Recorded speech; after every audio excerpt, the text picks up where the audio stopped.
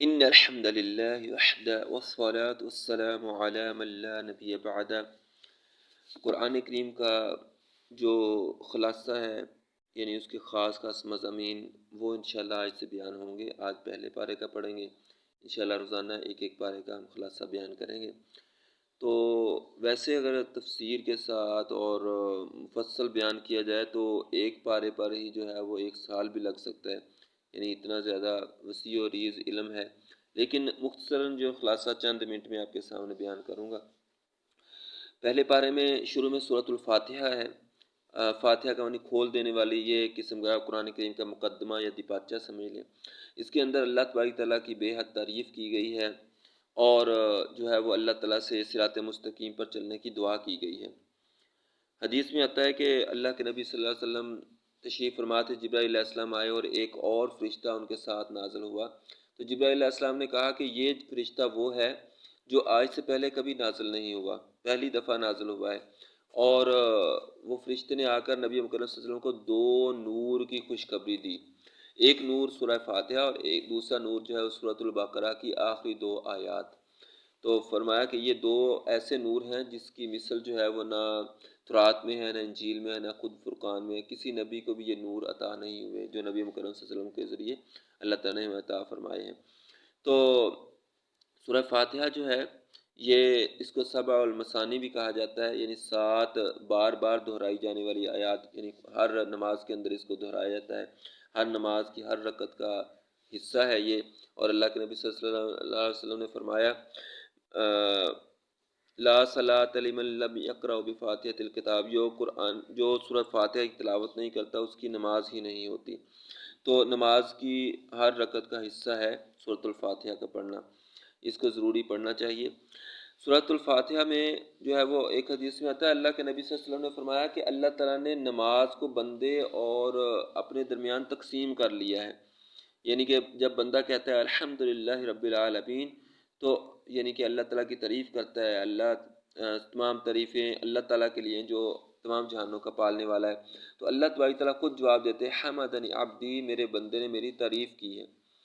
اور بندہ کہتا ہے الرحمن الرحیم مالک یوم الدین، تو اللہ تبارک تعالیٰ خود جواب دیتے ہیں مجدنی عبدی، میرے بندے نے میری جو ہے وہ بزرگی بیان کی ہے، بڑائی بیان کی ہے۔ اور جب بندہ کہتا ہے ایاک نعبد و ایاک نستعین، اے اللہ ہم صرف تیری ہی عبادت کرتے ہیں، صرف تجھ سے مدد مانگتے ہیں، تو اللہ تبارک تعالیٰ فرماتے ہیں کہ جو مجھ سے مانگے گا میں عطا کر دوں گا۔ پھر بندہ آگے سے مانگتا ہے اللہ تعالیٰ سے اہدنا الصراط المستقیم، اے اللہ مجھے سیدھے راستے پر چلا دے، تو پھر اللہ تبارک تعالیٰ اسے سیدھے راستے کی طرف ہدایت دے دیتا ہے۔ جب یہ صورت مکمل ہوتی ہے وَلَضَّالِّينَ تک، تو اس کے بعد آمین کہنا یہ بھی نبی مکرم صلی اللہ علیہ وسلم کی سنت ہے، نماز کے اندر بھی کہنا چاہیے۔ اس کے بعد آگے سورۃ البقرہ ہے۔ سورۃ بقرہ کہتے ہیں گائے کو۔ اس میں چونکہ بنی اسرائیل کے جو ہے وہ گائے ذبح کرنے کا ایک واقعہ ذکر ہے، اس وجہ سے اسے سورۃ البقرہ کہا جاتا ہے۔ تو اس کے آغاز میں اللہ تبارک تعالیٰ نے جو ہے وہ مومنوں کی کچھ صفات بیان کی ہیں کہ الذین یؤمنون بالغیب، وہ غیب پر ایمان لاتے ہیں، ویقیمون الصلاۃ، وہ نماز قائم کرتے ہیں، ومما رزقناہم ینفقون، اور اللہ کے دیے ہوئے رزق میں سے خرچ کرتے ہیں، والذین یؤمنون بما انزل الیک وما انزل من قبلک، جو آپ پر نازل ہوا، جو آپ صلی اللہ علیہ وسلم سے پہلے کتابیں نازل ہوئی ان پر ایمان رکھتے ہیں، وبالآخرۃ هم یوقنون، اور قیامت پر پوری طرح سے آخرت پر یقین رکھتے ہیں۔ تو یہ خوبیاں ہیں مومنوں کی، یہی ہدایت والے، یہی کامیاب ہونے والے۔ اس سے اگلی دو آیات میں اللہ تعالیٰ نے کافروں کا ذکر فرمایا ہے جو ہٹ درمی پر قائم ہیں اور ہدایت کی طرف نہیں آتے، ان کے جو ہے وہ ان کے لیے عذاب عظیم ہے۔ اس کے بعد اللہ تعالیٰ نے اگلی 13 آیات کے اندر جو ہے وہ ذکر فرمایا ہے منافقوں کا ذکر۔ وَمِنَ النَّاسِ مَن يَقُولُ آمَنَّا بِاللَّهِ وَبِالْيَوْمِ الْآخِرِ، کچھ لوگوں میں سے کچھ ایسے ہیں جو زبان سے تو یہ کہتے ہیں کہ ہم اللہ پر ایمان لائے اور آخرت پر ایمان لائے، وَمَا هُم بِمُؤْمِنِينَ، وہ مومن نہیں ہیں، وہ مومنوں کو دھوکہ دینے کی کوشش کرتے ہیں، اللہ اس کے رسول کو دھوکہ دینے کی کوشش کرتے ہیں، حقیقت میں وہ اپنے آپ کو دھوکہ دے رہے ہیں۔ تو ان کی بدعمالیوں کا ذکر کیا گیا، ان کو سمجھایا ہے۔ اس کے بعد اللہ تعالیٰ نے تمام انسانوں سے مخاطب ہو کر فرمایا یا ایھا الناس اعبدوا ربکم الذی خلقکم والذین من قبلکم لعلکم تتقون، اے تمام انسانوں تم اپنے اس رب کی پروردگار کی عبادت کرو جس نے تمہیں پیدا کیا اور تم سے پہلے لوگوں کو پیدا کیا، تاکہ تم پرہیزگار بن جاؤ، متقی بن جاؤ۔ اللہ تعالیٰ نے اپنی نعمتیں ذکر فرمائی اور فرمایا کہ اگر تمہیں اس کتاب کے اندر ذکر ہو، اس کتاب کے اندر کوئی شک ہو تو پھر تم اس جیسی ایک اور کتاب لے آؤ، اگرچہ سارے کے سارے جن کو تم بلا سکتے ہو ان کو بلا لو، ان کی مدد حاصل کر لو، ایک اس طرح کی کتاب بنانا تو دور کی بات ہے، اس جیسی ایک صورت بھی نہیں بنا سکتے۔ اور اللہ تعالیٰ نے فرمایا کہ تم پھر جو ہے وہ جہنم کی آگ سے بچنے کی کوشش کرو، اس سے ڈر جاؤ، اور جو نیک اور مومن بندے ہوں گے ان کے لیے اللہ تعالیٰ نے جنت کے اندر نعمتیں جو ہیں وہ تیار فرمائی ہوئی ہیں۔ اس کے بعد آگے اللہ تعالیٰ نے فرمایا کہ وَإِذْ قَالَ رَبُّكَ لِلْمَلَائِكَةِ إِنِّي جَاعِلٌ فِي الْأَرْضِ خلیفہ، جب اللہ تعالیٰ نے فرشتوں کے سامنے کہا کہ میں زمین کے اندر خلیفہ بنانے والا ہوں، یعنی کہ جنوں کا جانشین، یعنی جنوں کے بعد ایک نئی مخلوق پیدا کرنے والا ہوں، تو وہ ذکر ہے کہ انہوں نے جو ہے وہ کہا کہ اللہ ہم اتنی تعریف کرتے ہیں، آپ کی حمد و ثنا کرتے ہیں، آپ کیوں پیدا کرنے والے ہیں؟ تو اللہ تعالیٰ نے فرمایا جو میں جانتا ہوں تم نہیں جانتے۔ پھر اللہ تعالیٰ نے آدم علیہ السلام کو پیدا فرمایا، انہیں تمام چیزوں کے نام بتا دیے، سکھا دیے، اور پھر فرشتوں کے سامنے پیش کیا۔ اللہ تعالیٰ نے فرشتوں سے پوچھا کہ ان چیزوں کے نام بتا، انہوں نے کہا کہ ہمیں تو نہیں پتہ۔ سبحانک لا علم لنا الا ما علمتنا، اے اللہ تو پاک ہے، ہمیں تو کچھ اس کا علم نہیں، جو علم تو نے سکھایا وہی ہے۔ تو پھر اللہ تبارک و تعالیٰ نے آدم علیہ السلام سے کہا، انہوں نے ساری چیزوں کے نام بتا دیے۔ تو اس طرح سے علم کے ذریعے اللہ تعالیٰ نے فرشتوں پر حضرت آدم علیہ السلام کی برتری ثابت کی، اور پھر فرشتوں سے سجدہ کرنے کا کہا، تو تمام فرشتوں نے سجدہ کیا۔ آدم علیہ السلام کو شیطان نے، ابلیس نے سجدہ نہ کیا، وہ کافروں میں سے ہو گیا۔ تو اللہ تعالیٰ نے آدم علیہ السلام اور اس کی بیوی کو جنت کے اندر رہنے کے لیے کہا، اور کہا کہ ایک پھل جو ہے وہ ایک درخت ہے، اس کا پھل نہیں کھانا، باقی جو مرضی کھا لینا۔ شیطان نے جو ہے وہ ان کے دلوں کے اندر وسوسہ ڈالا اور انہیں جو ہے وہ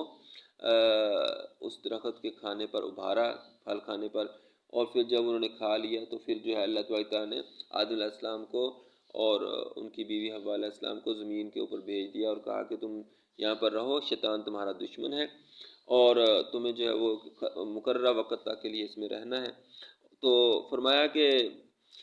فَإِمَّا يَأْتِيَنَّكُم مِّنِّي هُدًى، جب بھی میری طرف سے ہدایت تمہارے پاس آئے گی، فَمَن تَبِعَ هُدَايَ فَلَا خَوْفٌ عَلَيْهِمْ وَلَا هُمْ يَحْزَنُونَ، تو جو اس ہدایت کی پیروی کرے گا اس پر نہ کوئی خوف ہوگا نہ وہ غمگین ہوں گے۔ وَالَّذِينَ كَفَرُوا وَكَذَّبُوا بِآيَاتِنَا أُولَٰئِكَ أَصْحَابُ النَّارِ، جو لوگ اللہ تعالیٰ کی آیات کا انکار کریں گے، جھٹلائیں گے اور کفر کریں گے، وہ لوگ جہنم والے ہوں گے اور اس کے اندر ہمیشہ رہیں گے۔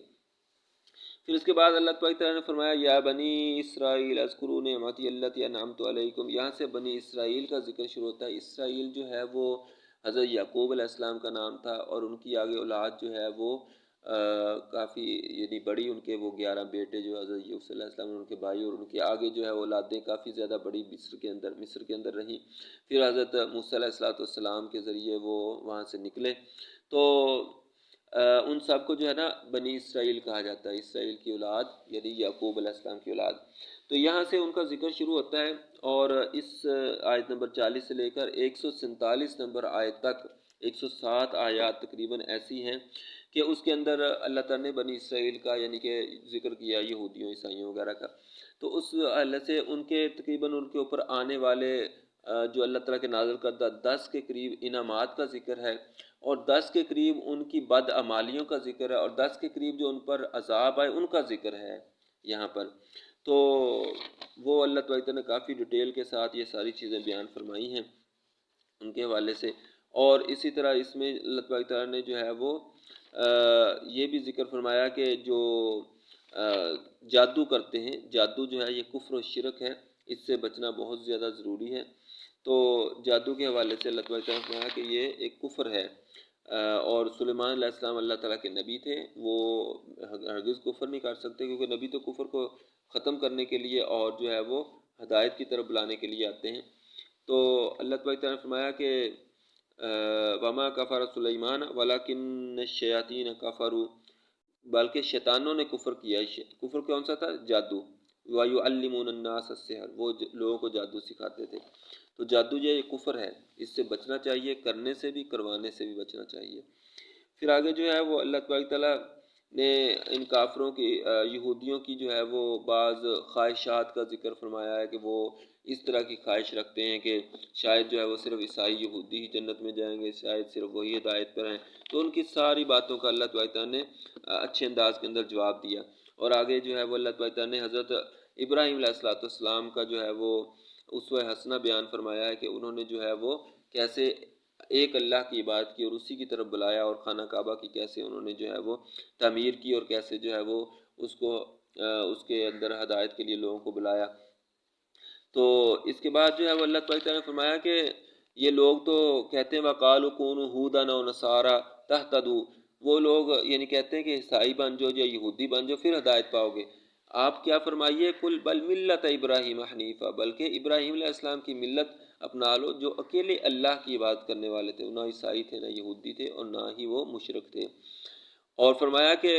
تم قولوا آمنا باللہ وما انزل الینا، آپ فرما دیجئے ہم ایمان لائے ہیں اللہ پر جو اس نے نازل فرمایا ہماری طرف، یعنی حضرت محمد صلی اللہ علیہ وسلم کی طرف، وما انزل الی ابراہیم و اسماعیل و اسحاق و یعقوب والاسباط، اور جو ابراہیم علیہ السلام، اسماعیل علیہ السلام، اسحاق علیہ السلام، یعقوب علیہ السلام اور ان کی اولاد پر نازل ہوا، وما اوتی موسیٰ و عیسیٰ، جو عیسیٰ علیہ السلام اور موسیٰ علیہ السلام کو اللہ تعالیٰ نے عطا فرمایا، وما اوتی النبیون من ربہم، اور اس سے